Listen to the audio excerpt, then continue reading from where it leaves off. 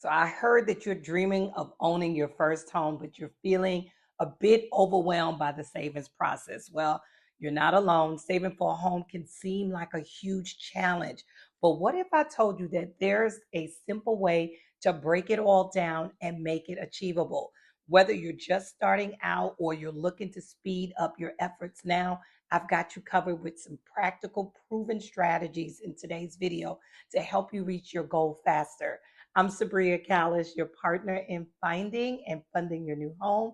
Let's jump right on into it. The first step is understanding your target. Before you start setting aside money, you need to have a solid goal in mind. So imagine trying to save for a vacation without knowing where you're going or how much that trip is going to cost. Does that sound stressful? Absolutely. The same is going to go for buying a home. So let's go step by step to figure out your savings number. First, let's talk about the numbers. There are three main costs that you need to plan for when saving for a home. First thing is going to be the down payment. This is usually the biggest chunk depending on your loan type. You may need anywhere from 3% to 20% of the home's purchase price. So let me give you an example. If you're considering a $250,000 home and you're using an FHA loan with a 3.5% down, you're going to need $8,750 for this part. Then you're going to have closing costs. These are going to be the additional fees for processing your home purchase, including lender fees, title insurance, and so much more. They usually range from 2% to 5% of the home price. So for that $250,000 home, you're looking at an estimated $5,000 to $10,000 for closing costs. And we cannot forget about emergency funds. This is the part that most people forget about. You don't want to move into your new home with an empty savings account. What if your AC breaks or you need appliances? Setting aside that extra cushion, say $5,000 or more, can help you avoid any financial stress after closing. So let's put this all together. If you're looking at a $250,000 home, here's a rough estimate. The down payment for an FHA loan, 3.5%, $8,750. Closing costs, 2 to 5%, that's 5 to 10,000. Then we have the emergency fund, 5,000. So that means that your total savings should be between 14,000 and 19,000. Now, this will vary based on your location, lender, personal financial situation, but having a clear number gives you a solid savings target. Y'all know I like to give marching orders. So here's a couple of action steps. I want you to use an online affordability calculator or a mortgage calculator to plug in your numbers and see what's realistic for you. You can also connect with a real estate professional, wink, wink, like myself, to get personalized guidance based on your goals. Now that you have a number in mind, let's look at step two.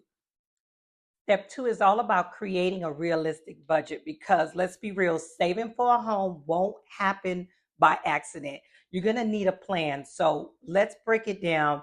I know I may have lost a few of y'all with that dreaded B word, but hear me out. A good budget is the foundation of any savings plan. So think about it like a roadmap. Without it, you might get lost along the way.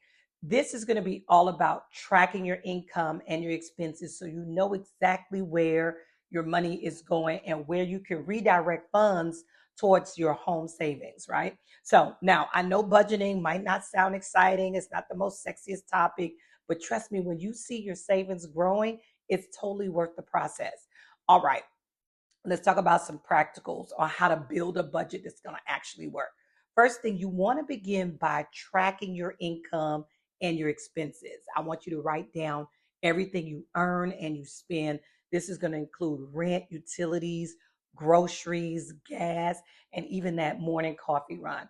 You can use a budgeting app like YNAB, which stands for You Need a Budget, or Honeydew if you are budgeting with a partner.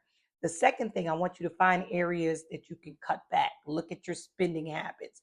Are there things that you can temporarily reduce or eliminate altogether? For example, eating out less, cooking at home, canceling any unused subscriptions, shopping more intentionally, not impulsively. Then I want you to set a monthly home savings goal. Treat your home savings fund like a non-negotiable bill, just like your rent or car payments. Automate those transfers into a separate savings account so you can consistently be building towards your fund. So let's say that you bring home $4,000 per month after taxes.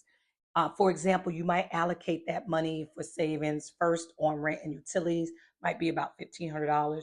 Groceries could be $400. Transportation costs $300. Your entertainment and dining out might look like $200. Debt payments is $500. Other expenses might be another $500. And then we have the home savings goal of 600 plus. By adjusting your spending and making your home savings a priority, you'll be well on your way to reaching your goal. So far, we've covered knowing your target savings goal and creating a realistic budget. Now it's time for step number 3, and that's going to be focusing on reducing unnecessary expenses. Don't worry, I'm not here to tell you to stop enjoying life, but those small, smart changes, they add up and they add up big time. When people think about cutting expenses, they automatically assume that it means sacrificing everything fun, but that's not the case. The goal isn't to deprive yourself, it's to spend intentionally so you can reach those home ownership goals so much faster.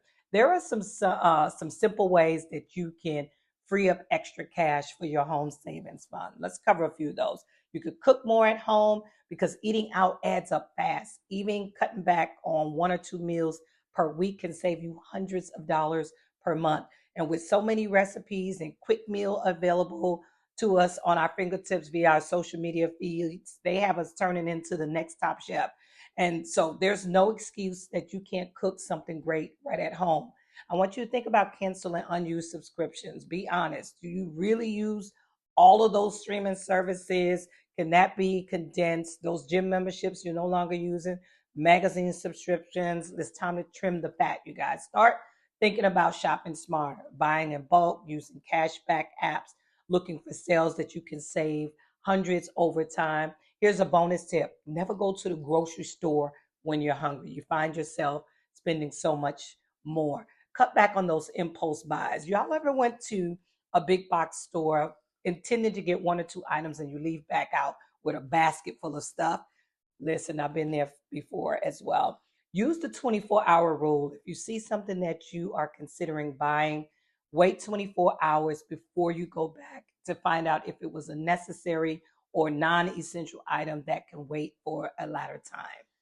Let's put all of this into perspective. If you cut just $50 a week in unnecessary spending, that's your daily coffee run, the takeout meals, those random Amazon purchases, you can save around $2,500 a year. Now, that's a big boost to your home savings fund.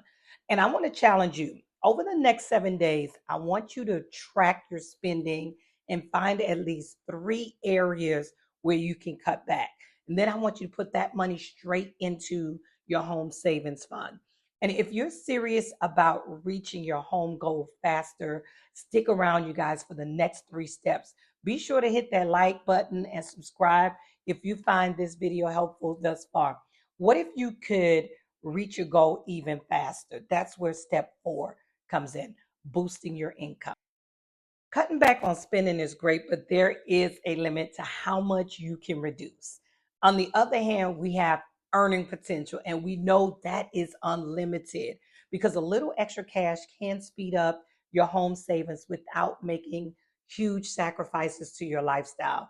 There are some ways that you can bring in some extra money without quitting your day job. And here are just a few ideas. You can take on a side gig if you have a specific skill. You can turn that into cash by freelancing on platforms like Fiverr or Upwork. There's also tutoring or teaching others online. If you like animals, you can do some pet sitting or walking animals. Then you have the opportunity to pick up a part-time gig, 10 to 15 hours a week at a retail store, restaurant, seasonal job. Those dollars can add up and add up to hundreds to be added to your home fund. Remember, when we purchased our first home, I worked at a retail strip that had opened up close to my job. I was able to snag a few nights a week to put that money down towards the down payment. Now, I couldn't use that job to qualify for my mortgage. However, working there allowed me to have the additional funds to set aside in our savings account to go towards our down payment that was needed to close on the account. Now, I want to caution you, if you find yourself picking up a part-time job at a retail location that you frequent often, you've got to have discipline with not spending that extra money right back at the place that you've earned it. That could be a downfall to the whole idea of even saving. Then you have the option to sell items. Look around your home. You've got clothes, electronics, furniture collecting dust. You can sell some of those items on Facebook Marketplace, Poshmark, eBay. And then I want you to think about monetizing a hobby. If you love baking, crafting, photography, you can turn that into a small business. You'd be surprised at how much people will pay you for homemade goods, digital art, custom products. You know, I got one quick smart money move for you. Don't let that extra income get mixed in with your regular spending. I want you to set up a separate savings account just for your home fund and automatically transfer all that side income out of there, because out of sight is out of mind until you're ready to buy. Comment below, you guys. I want to know one way that you can bring in some extra income, whether it's selling something, taking up a side gig, picking up a few extra hours at work. Now, let's jump into step number 5. Step 5 is a game changer by automating your savings. You ever meant to save money, but somehow it disappears by the end of the month? Yeah, I have been there and been there way too many times. The best way to prevent that is to automate it. So by setting up automatic transfers, you're making saving a priority before you even have a chance to spend that disposable income. It's like putting your savings on autopilot. You can make it happen by doing a few things. You can open up a dedicated home savings account. Keep it separate from your regular checking account, even if it means opening up a different bank account elsewhere. So you're not tempted to dip into that money, and then you can set it up on automatic transfers. Every payday, have a portion of your check automatically transferred to your home savings account. Even if it's just $50 or $100 per paycheck, it's going to add up fast. There are banking tool apps that you can use. Many banks do allow you to round up your purchases and deposit that spare change into savings. Apps like Chime or Acorn also help you to save effortlessly. How much do you think you can automatically save from each paycheck? I want you to drop that goal in a comment below. I'd love to cheer you on. Listen, you've made it to the final step in our home savings video. We've covered knowing your target, creating a budget, cutting unnecessary expenses, boosting your income, and automating your savings. Now, let's talk about staying motivated. Y'all, let's be real. Saving for a home takes time. It's easy to start strong, but how do you stay on track when the journey feels so long? My question to you is, why do you want to own a home? Is it for financial security, more space for your family, a place that's truly yours? I want you to write that down. Write down your why and keep it somewhere that's visible. When things get tough, remind yourself of the bigger picture. Your future home isn't just about walls and a roof, it's about freedom, stability, and building wealth for the future. So, one of the best ways to stay inspired is to create a vision board. Every home that I've purchased in the past started with a vision, from location, floor plan, colors, furniture, price. I want you to gather pictures of your dream home. Think about the kitchen, the backyard, the cozy living room that you're going to be watching TV in, whatever you always wanted. I want you to add inspiring quotes or even the neighborhood that you'd love to live in. Seeing your goal every day makes it feel real and achievable. So if you prefer a digital method, you can try making a Pinterest board or setting a home related wallpaper on your phone. Don't forget, y'all, to celebrate the small wins. Every step forward is a win. So celebrating hitting those milestones, whether it's saving your first $1,000, cutting back on expenses, or even paying off that debt. Treat yourself to something small but meaningful, like a special dinner or a fun experience that won't derail your whole savings goal and your budget. Progress, no matter what or how small, it keeps you motivated. And I have another quick exercise for you. I want you to close your eyes and imagine the day you step into your very own home. The keys in your hand, the fresh paint smell, the excitement of setting up your space. That moment is coming, and everything that you're doing today is leading you right there. So, saving for your first home is a journey, you guys, but every step takes and it brings you closer to your goal. Remember, it's not about perfection, it's about progress.